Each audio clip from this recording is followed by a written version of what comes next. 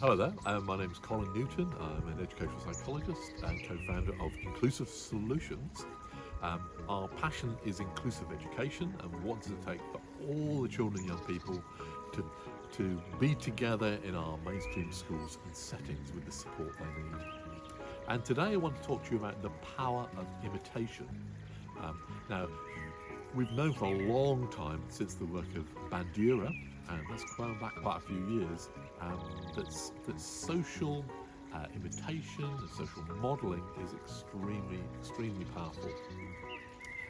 But I think we've forgotten it a little bit when we think about the education of children with the most complex special educational needs, disabled young people, those with challenging mental health issues, emotional needs, challenging behaviour. It's very relevant, especially when we get into provision and placement and provision maps and trying to get that stuff right. So what I want to remind you is really that all of us are very social beings. Even the most autistic of us, we still are absorbing from those around us. So just think for a moment how think for a moment, well, for starters, how you wear your hair, if you're lucky enough to have any, which I'm not, how you wear your hair, your accent, if you swear, how you swear, kind of phrases you might use, the kind of intonation of your language. Where's that stuff come from? And almost certainly, you'd have learnt that.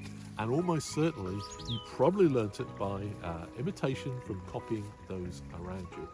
And also think back when you were growing up. Who did you really look up to, especially in those teenage years? And I wouldn't be at all surprised if certain slightly older individuals don't emerge in your mind that you looked up to, you kind of wanted to be a bit like. You were kind of drawing something from that person that you kind of thought, you know what, I would kind of like to be like that person, that bit of them. Well, this is the power of imitation. And whether it's put into words, and it often isn't put into words, or not, it's there constantly, even with children with the most profound difficulties. Parents listening to this, can I remind you of this situation? Your child is pretty rude to you, they're all over the shop, especially around when they're eating with you, and you're thinking, oh, they're not listening to anything I'm trying to teach them here. You're desperately trying to teach them to be polite, they're all over the shop. Then they go and visit a friend for tea, and at the end of the session, the end of the meeting, the parents talking to you informally, and they say, you know what, your son is so well behaved, I can't believe what great manners they've got. And you're thinking, really?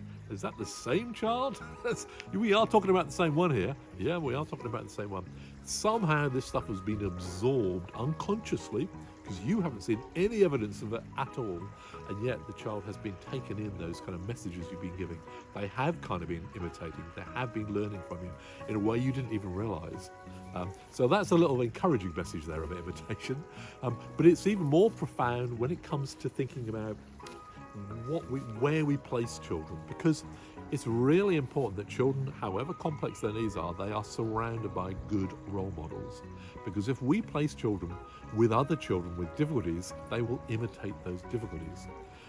So if a child has severe communication difficulties, severe speech and communication difficulties, they're autistic, and we place them with other children with the very same kind of difficulties, and they're learning off each other, well, what are they learning? Despite having the best speech therapists, the best teachers in the world, they will look to their peers. They will look to other young people of their age or slightly older as the main source of learning, the main source of who they would love to imitate, who they want to copy from.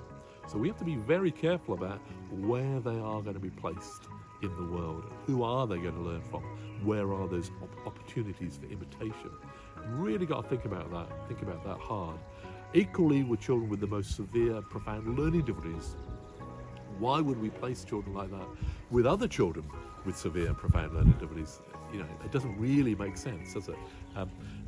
If we want them to, if we know 80% of learning is imitation, we do kind of know that. 80%, that's a very high figure of learning being imitation and copying. So for that reason, we must do what we can to really hold children in mainstream settings, in mainstream school settings, in mainstream classes, surrounded by other children with great language. Even if that child never says a single word their whole school career, they never speak, that we still have no idea what they're absorbing from other children around. So I'm talking about children with the most profound learning delays, children with overwhelming autism. We still don't really know, and there's no psychologist, worldwide who can confidently tell you what expressions like severe and profound learning difficulty really mean, because we don't really know. We don't really know what's going on within children and young people's minds. Maybe one day we will know, but at this moment we don't. But what we do know is masses of amounts of information is drawn verbally and non-verbally by imitation from other children and young people. So for instance, take a child with Down syndrome. We met a mum recently who works with the Ups and Downs in Warwickshire. The Ups and Downs, what a great organisation. It just says it all, doesn't it, from their title. And she said, I can spot a child, a Down syndrome child, who's been to a special school from pretty much 300 metres, she said. I can tell you whether they've been to a mainstream school or whether they've been in a special school. And I have to say, I and some of my colleagues have noticed exactly the same thing. Children who seem just a little bit more slumped, a little more down with their non-verbal posturing, often are the ones who've spent a lot of time in special provision, whereas ones with a more confident, open, stronger stance, usually are the young people who've been in mainstream settings, surrounded by great role models, other children just modelling how to move around in space physically, never mind even the words, literally just the physical side of things. And these small physical non-verbal social skills are crucial when it comes to inclusion, into having a good life. So again, let me remind you, the power of imitation. So for all these reasons, we need to ensure children are included so they can have these, they can be inspired, they can imitate, they can see how it is to move around in the world, how it is to speak in the world, how it is to communicate, how it is to learn in the world as effectively as possible. And this is really a part of our strong commitment to inclusion. And of course, when they're present, what they contribute, however different and challenging they might be, to other children's development, who you might be wondering, well, do we want them to imitate from them? Well, there's an enormous amount of learning can be had from being around a child who maybe has no spoken language, who has trouble moving their body around in the world, who has real trouble with their emotions and their behaviour. An enormous amount of learning for all our children and young people. So we encourage you to do whatever you can to allow children to imitate from each other in the richest way possible. So thank you very much for listening.